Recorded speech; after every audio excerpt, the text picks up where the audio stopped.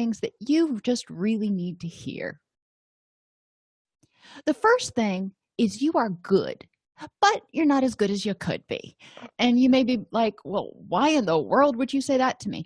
Because when we realize that deep down inside, we're all potentially fallible, we all make mistakes, and there's always room for growth, but we are all good. And that's where you need to hear it. You are good. Yeah, you may want to achieve more in your life. I hope you do. But right now, you are good, and you can be happy about that, and you can rest assured in that. You will never be great at everything, so you need to synergize. You know you have weaknesses, whether you want to admit them or not. You know you have weaknesses, and you've got to figure out, is it worth your time trying to be good at everything? And reality, we're never going to be good at everything. We wouldn't tell our kids, you have to be good at everything, because we know that's not realistic. So why do we tell ourselves that? So what we can do, though, is synergize. We can find people who complement our weaknesses. They have our strengths are their weaknesses, and our weaknesses are their strengths, and we kind of meld together, so we're like peas in a pod, if you will. So synergize. Surround yourself with people that can help you do things that you're not as able to do. You don't fit in with every group, and you never will. This is the third thing you need to hear. And yeah, it's rough. When we were in high school, we wanted to believe that we fit in everywhere, but we realized we didn't. And the same thing is true in real life. You are going to fit in with certain groups, but some people, no matter what you do, no matter how good of a person you are, they just ain't gonna like you. So hang it up. And whether it's a group of people who share different ideas than you do, or it's a certain person, they may not like you or accept you for whatever reason. And sometimes it has to do more with them than with you, because they're afraid of what you have to offer, or you remind them of somebody in the past that they didn't like, or there's a whole lot of reasons that have nothing to do with you why you may not fit into a particular group. I know I'm a country girl. I like getting out and doing organic gardening. I love playing around in the dirt. I am not one of those girls who is going to suck it up and wear stiletto heels every day and have my feet be in excruciating pain. That's just not who I am. I know people who are like that, and they enjoy getting their nails done every week, and they enjoy wearing super high heels even though it kills their feet. Well, that's fine. I'm not going to fit in with that group of fashion conscious women or men that because that's not who I am. But I'm okay with that. I recognize, and I don't begrudge them anything. That's their thing, and more power to them. It's just not my thing. And that's what we need to think about when we're thinking about fitting in groups. It doesn't mean you're being rejected. It just means it's not a good fit. I've never been a girly girl. I'm not one who ever scrapbooked or wrote in diaries or anything like that. I went fishing with my daddy, and I was always, running or doing some sort of athletics or something. And that's who I am. And I'm okay with that. Things are going to change with or without your input. So might as well put in your 2 cents, and maybe it'll change in your direction, maybe it won't. But it's always better to at least have tried to put your input in than to have not tried and then be upset when it doesn't go your way. If you quit your job, someone else will take it. Well, we know that's true. If you quit your life's work, nobody will swoop in and finish it for you. What does that mean? Well, the first part is pretty self-explanatory. But if you quit your life's work, if you quit doing the things that bring your life meaning and give you fulfillment, ain't nobody gonna come in and swoop in and give your life meaning and fulfillment. That's not how it happens. So you don't want to quit your life's work. You want to focus on that and make sure that you are doing things each day that make your life rich and meaningful. And hopefully your life's work and your job are one and the same. I'm blessed to be in that position, that I love what I do and it's my life's work. And if you're not, in that position, you may choose to look at switching careers at some point if it's practical at all. Number 6, your problems are not on most people's radar. If you've got a problem, don't expect people to know, oh, Sally's got a problem or Sally's having a bad day. They may not have any clue what's going on, because we tend to be very caught up in our own worlds and our own lives. So even if it's your office mate, you may not realize what's going on with them because you're caught up in doing your office work, and you just figure if she needs something, she'll let you know. So it's important to let people know when you have problems, when you have needs, and try to create a win-win. Because if you're always asking for things and not making it beneficial to them, then you might be seen as a whiner. But let's take the office mate example. Let's just run with that one. If you're having a bad day and you're really struggling and your kids are sick and you need to take the day off, or leave early in order to go pick your kids up and deal with that, you could tell your office mate, yeah, my kids are sick again, I need to leave, I need you to do this, that, and the other for me. They may do it once or twice, but if you're consistently doing that, and not creating a win-win where it's a what's in it for me sort of thing, then they may start growing resentful every time something happens that you're calling on them to do something for them. So make sure relationships are a give and take. Number 7, truth is like surgery. It hurts, but it cures. Yeah, we know this. When you tell the truth, it's not always easy, but generally the problem will come to a head and get resolved at that point. A lie is like a painkiller. It gives immediate relief, but has side effects later. And think about that. I don't think I need to explain it too much. When we lie, we create problems potentially for ourselves down the road instead of just putting it out in the open and taking our lumps. There are 2 types of pain, as long as we're talking about pain: a pain that hurts you and a pain that changes you. So when you have pain for whatever reason, you can let it beat you down and destroy you. That's an option. And you can feel bad and disempowered and all that stuff. It's an option. Or you can feel pain and go, oh, I'm not going to feel that again. I'm not going to put myself in that position, or I'm going to learn how to deal with it so it doesn't hurt so bad again. And that changes you. I remember, after my first child, I didn't have medication with either child. And after my first child, I was like, oh my gosh, that hurt. But I was kind of excited when I got pregnant with our second one, because I wanted to see if I could get through it and it was going to hurt any less the next time. And I worked on all kinds of, techniques to help me through it. So yeah, I'm a little weird that way.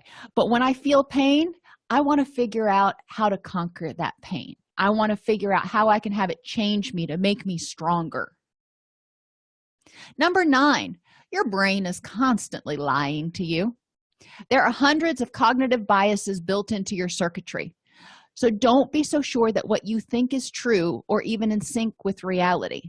So you're walking down the hall and somebody scowls at you and you think, oh, I must have done something to make them, they must be mad at me for some reason. No, that was just your brain's misinterpretation. And maybe it's a lie, maybe it's a misinterpretation, whatever, but your brain was wrong.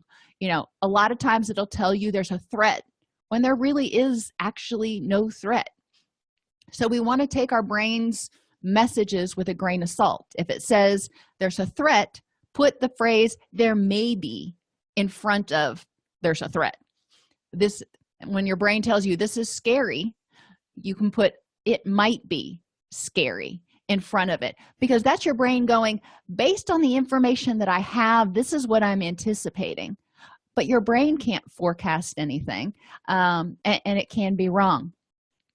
When you have law enforcement officers that go out to the scene of a crime and they take witness statements, every single witness statement is a little bit different, sometimes a lot bit different, based on not only where they stood, but their prior experiences and what they paid attention to, and their perceptions of what was dangerous, what's important, etc. That's just the way our brain works. No two of us have the exact same reality, even if we go through the exact same physical experience. If you're both sitting there in a car and riding down the road, both of you, two people, are having two different experiences. Number 10, everything in life is temporary, even our troubles. Okay, so focus on that. Things may really suck right now, but it's temporary and it will change because everything changes, even without your input. The other thing to remember about temporary is generally it's not global. So when you're having a bad day, look at the other things in your life that are going okay and count your blessings instead of focusing on your problems, because generally there are probably 10 things that are going okay or better when you've got for every one problem that you've got. And you're going to have problems in life, but if you focus on your blessings, then the problems will seem smaller. It's kind of like when you're getting stitches. If you focus on what the doctor is doing, that's going to hurt a lot more potentially, or when you're getting a shot, than if you focus on something else, if you focus on other good things instead of the pain you're expecting. Number 11, if you are still looking for the person to change your life, look in the mirror. You are the only person who can change your life. You can do the next right thing. You can make changes. Yes, there are people out there that can improve your life, that can offer you opportunities, that can, help out, but you have to be there to do it, and you have to get that momentum going. You can change your own life. A lot of times the stuff we think we need to change our life is just superfluous. We don't need a big house. We don't need a fancy car. We really don't need a raise. We need to be looking around at what we have and choosing to be grateful for where we're at. So look in the mirror and figure out what is it you can do to change your life, to make it the kind of life you want to live. Number 12, stop waiting for the right person to come in your life. Be the right person to come into somebody else's life. So you are the person that's going to change your life. And then instead of waiting for somebody to just drop in out of the sky, be the right person to come into somebody else's life. Make somebody else's life amazing. Now, maybe that's not going to be your soulmate or your best friend or whatever, but you were the right person. You were the person they needed at that point in time, and you kind of helped spread that good karma, if you will. Number 13, you may not be able to change the world, but you can change your little corner of it. So looking around when you watch the news or get on social media or anything, it can be so depressing and so overwhelming. There's starving people here, there's abused animals over there, there's war, there's disease, there's pestilence. Wow, I can get overwhelmed. I can't change that. I can't even change necessarily who's in office right now if I don't like that. But I can change my corner of the world. I can change what I do in order to abide by my values and create a rich and meaningful existence for me and my family. And I can change my little neighborhood. There's not a lot of people on our cul-de-sac, but there's like 17 houses. And that's my little slice. And when I'm at work, that's another little slice of my world. So those places that I spend time, I can affect change in. And when those places are pleasant, everybody that encounters those places goes out and hopefully spreads pleasantness, and it emanates outwards. You just have to be that one rock that's thrown in. Think about throwing a rock into a still pond. You're the big old ka-thump in the middle. But then the energy from that reverberates out. So change your little corner of the world, and if everybody starts doing that, eventually it'll be a much more awesome, better place. Number 14, playing out scenarios in your mind doesn't make them actually happen. Thinking about living is not the same as living. You can envision yourself applying for a promotion. You can envision yourself going to graduate school. You can envision yourself doing all kinds of things, and that's wonderful, but that's just the first step. That's the step to get you motivated and give you confidence. Then you got to go do it, because it's not going to happen unless you are that agent of change. So you've got to figure out, are you going to sit it down and go, well, one day I might, or are you going to say, today is day one, this is what I'm going to do? So one day or day one, it's your choice. I see this a lot with people who want to lose weight. One day I'll lose that 50 pounds, or they decide, you know what, today is day one. No more putting it off, no more making excuses and planning. Today I'm going to start taking action. Today is day one of losing weight and getting in better shape. Number 15, sometimes people turn against you because they're not meant to go where you're going next. And they may not turn against you outwardly, they may just drift off, and it probably has little to do with you and more to do with differences in needs, differences in attitudes, maybe something to do with them, but they may not be interested or wanting to go where you're going next. And just assume that wherever you're going consciously and intentionally, which means it's a good place. Number 16, the things that you dislike most in others are often a reflection or reminder of the things you dislike most in yourself. So if somebody really rubs you the wrong way, ask yourself, why is that? And it could be that they're a reflection of something that you don't like in you. Maybe they tend to be really irritable and spiteful, and you don't like that in them. And when you start looking closely, you realize, you know what, I'm kind of irritable and spiteful, and I really hate that about myself. Okay, well, there's that. Or you could look at somebody, maybe somebody you see that you think takes advantage of everybody else, and you really don't like them. Well, what they may be reflecting is the fact that you feel like you get taken advantage of a lot. So you feel like you're victimized by people that like that. So you may not like them. So you want to look at what is it that you are seeing in that person, because they both ways you look at it are opportunities for growth. If you look at the grumpy person, you don't like them, and then you realize you're grumpy, you can start addressing that in yourself. If you look at the person who takes advantage of other people and you don't like them because you always feel like you're getting taken advantage of, well, then you can work on that. You can work on your assertiveness skills and boundary setting. They teach you how to live a happier life by looking at why is it that they make you have this feeling of dislike. The way others see you isn't about you. It's about the other person's struggles, insecurities, and limitations. So you don't have to allow their judgment to become your reality.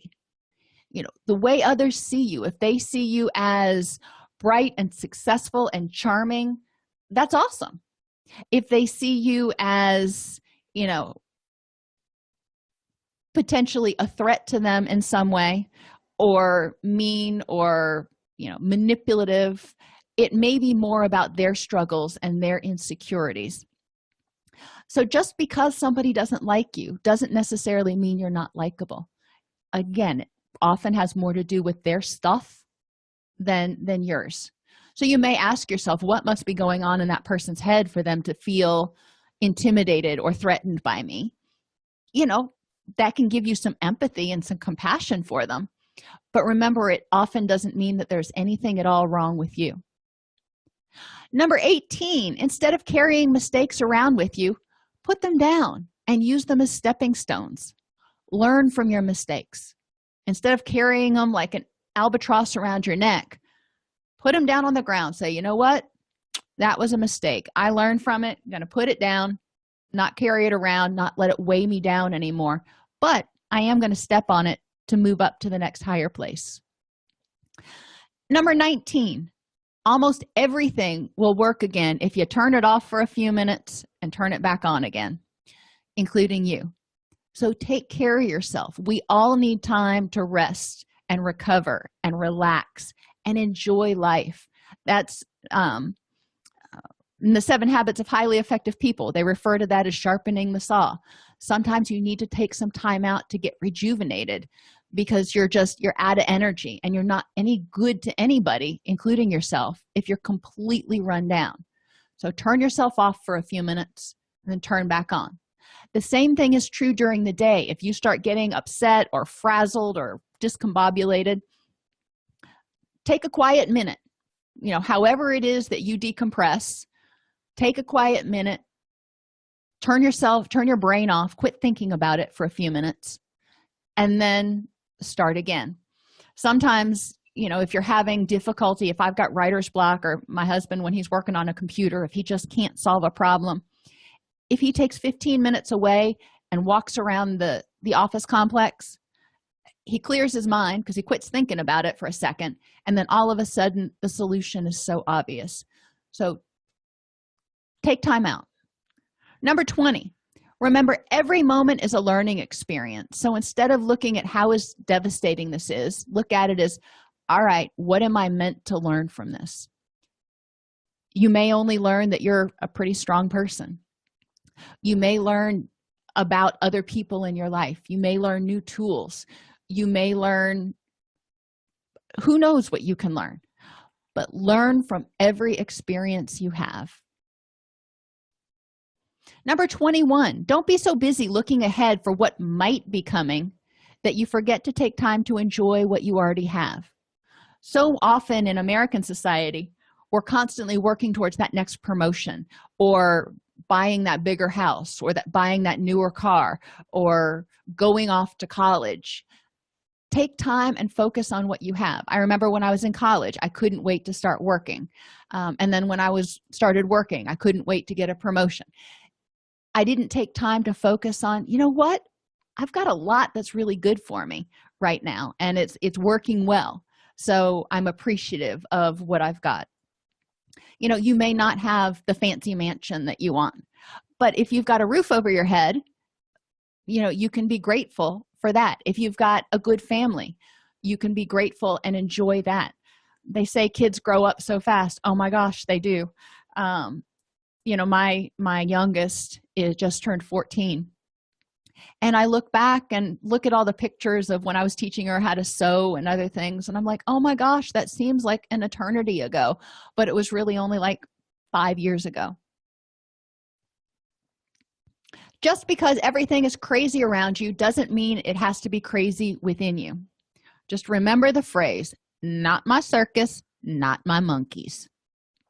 That one comes out of my mouth a lot. Things can be chaotic. Take a breath, kind of get grounded, and figure out, all right, what is the next right step that I've got to do to improve the next moment? Because things can be going haywire, but you can't deal with haywire. You've got to pick one thing and then start doing it, and then do the next thing. If you could see my desk right now, I've got 4 different piles of projects that I'm working on, and it feels kind of crazy right now. Well, if I let it get me crazy inside, where I felt like I was being pulled in all 4 of those directions at once, I'd never get anything done. So I come in the morning and I get grounded and I say, okay, which pile am I working on today? And then I start at the top and I work my way down. And that helps me stay calm so I can mitigate the craziness.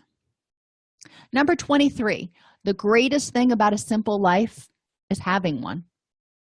You've got life. And a simple life, you may not have a lot of stuff, but people who have simple lives tend to reflect on that and go, you know what? I've got it pretty good. And I'm probably going to botch this story, but we're going to try it anyway. There's a story about this guy who is in a fishing village, and he's poor, and he goes out and he fishes every day, and he catches a lot of fish, and he goes and he sells them at market, and he gets up the next morning and does the same thing. And an American comes by and goes, oh my gosh, you're so good at fishing. If you decided to incorporate, you could hire people and get boats and have more fish and get more money and do all this kind of stuff. And the fisherman said, okay, and then what? And then the man said, well, then you buy even more boats, and then eventually you'd sell the company for a bunch of money, and you could get up whenever you wanted and go out and do whatever you wanted. And he's like, well, I get up whenever I want now, usually about 10. I go fishing, I go to market, I sell my stuff, I come home, I have a siesta, I spend time with my family, I go to bed, and I get up and do it the next day. And if I had more money, I'd still be doing the exact same thing. So why do I want to take on all that stress? A simple life is recognizing all the things that you have that are awesome without having to think, I need more. What is it that you need? And need is different than want. What is it that you need in order to be happy? Make room for things that matter by removing everything that doesn't. And that means tangible things as well as mental things. If you're worried about what somebody on Facebook says, well, that often doesn't matter. So make room in your mind for things that matter by getting rid of that and going, you know what, that's not worth my mental energy. Make room for things that matter by looking around at how you're spending your time and going, well, spending time going to my kids' ball games is really important to me, and volunteering for this activity over here, it's good, but it doesn't matter that much. It's not going to make me super happy or super sad if I'm doing it. So I'm going to give that up. That way I can make time for those things that matter. And for me to be truly happy, those things that are truly important in my rich and meaningful life are my family, my animals, and my garden. So that's how I prioritize things. I say, before I take on any tasks, I say, is this task going to get me closer to those things that are important in my life? And number 25 kind of follows with that. Slowly cut things out until you're left with only what you love, with what's necessary, with what makes you happy. So look around and start cutting out some of these superfluous things that may add extra stress and go, you know what? That's not really making me happy right now, so I'm not going to do that. And start whittling them away until you have what's left. And you may find that as you whittle some of those things away, you have more time for those things and people that are most important in your life. So it becomes richer and more fulfilling, even though you don't have as much to do or as much stuff. The stuff you do have is treasured. I hope you